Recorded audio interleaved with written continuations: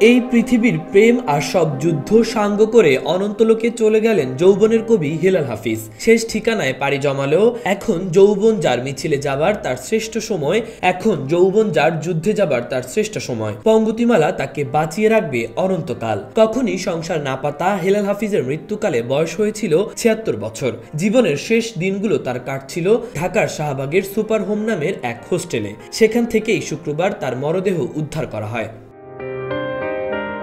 হেলাল হাফিজ কখনো বিয়ে করেনি, কখনো সংসারমুখী হননি, উপভোগ করে গেছেন একাকিত্ব। উদযাপনের পৃথিবীতে কেন কঠিন এই সিদ্ধান্ত নিয়েছিলেন, কবি নিজেই সেই উত্তর দিয়ে গেছেন। ৩টি ঘটনায় তিনি চিরস্থায়ীভাবে সংসার বিমুখ হয়েছিলেন। কি সেই 3টি কারণ?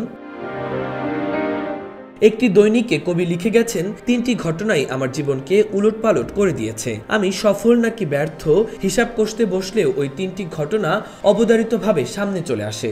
আজ আমার যতটুকু সফলতা সেই 3টি ঘটনা তার পেছনে দায়ী, আবার আমার যতটুকু ব্যর্থতা তার পেছনেও আছে ওই 3টি ঘটনা। প্রথম ঘটনায় হেলাল হাফিজের মনে বৈরাগ্য এনেছিল। কি সেই ঘটনা জানতে কবি নিয়ে যান ১৯৭১ সালের উত্তাল দিনে। তিনি লিখে গেছেন, প্রথম ঘটনা ১৯৭১ সালের ২৫ মার্চের। তখন ঢাকা বিশ্ববিদ্যালয়ের ইকবাল হলে, বর্তমান সার্জেন্ট জহুরুল হক হলে থাকি। ওই দিন সন্ধ্যায় নিউ মার্কেটের দিকে আড্ডা দিয়ে রাতে হলে ফিরছি। ক্যান্টিন বন্ধ।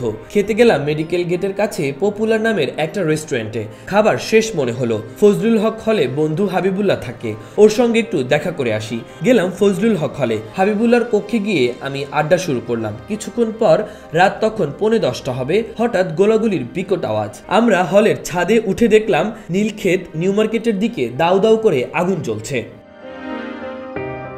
২৭ মার্চ সকালে ইকবাল হলে গিয়ে দেখি মাঠের মাঝখানে এখানে ওখানে শুধু লাশ আর লাশ। নিজের কক্ষে গিয়ে সুটকেস গুছিয়ে দ্রুত বেরিয়ে পড়লাম। এখান থেকে পালাতে হবে, না হলে বাঁচা সম্ভব নয়। হলের গেটে এসে দেখি নির্মলেন্দু গুণ দাঁড়িয়ে আছে। সে বলল, আমি ভেবেছি তুমি মারা গেছো, তোমার লাশ নিতে এসেছি। বলেই সে আমাকে জড়িয়ে ধরে হাউমাউ করে কেঁদে উঠল।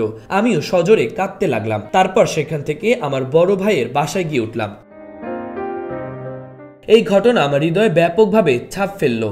আমার তখন কেবলই মনে হতো, ওই রাতে যদি আমি ফজলুল হক হলে না গিয়ে নিজের হলে ফিরতাম, তাহলে তো বাঁচতাম না। একটা বোনাস জীবন পেয়েছি। এই উপলব্ধি আমার ভেতর বিরাট বৈরাগ্য এনে দিল। এক ধরনের সন্ন্যাস জীবনযাপন শুরু করলাম আমি। এর পরের ঘটনা ৭৩ সালের জুনের। ১৯ জুন আমার পিতার মৃত্যু হলো। ৩ বছর বয়সে মা মারা যাওয়ার পর আব্বাই ছিলেন আমার সবকিছু। তার মৃত্যু প্রবলভাবে ধাক্কা দিল আমাকে। মনে হলো জগৎ সংসার তুচ্ছ, সব অর্থহীন। আমার বৈরাগ্য আমার প্রয়াগ হলো। আব্বার মৃত্যুর মাসখানেক পরে ঘটলো তৃতীয় ঘটনা ঘটালো হেলেন, আমার প্রেমিকা। হেলেন হঠাৎ ডেকে বলল, কবি, তোমার সঙ্গে আমার জরুরি কথা আছে। আমরা গিয়ে বসলাম ঢাকা বিশ্ববিদ্যালয়ের লাইব্রেরির সামনে। সে বলল, আমি বিয়ে করতে যাচ্ছি, বাবা মা আমার বিয়ে ঠিক করেছে। ছোটবেলা থেকে আমি খুব সহনশীল ছিলাম, প্রচন্ড সহনশক্তি আমার। তাই ভেতরের ঝড় বুঝতে দিলাম না হেলেনকে। ওখান থেকে উঠে রিক্সা নিয়ে সোজা চলে গেলাম। ওটাই হেলেনের সঙ্গে আমার শেষ দেখা ও শেষ কথা। এই 3টি ঘটনা আমাকে চিরস্থায়ীভাবে সংসার বিমুখ করে ফেললো। আমার আর ঘর হলো না, সংসার হলো না, অর্থকরী হলো না, প্রতিষ্ঠা হলো না। মাহবুবুর রহমান ইমন, খবর সংযোগ।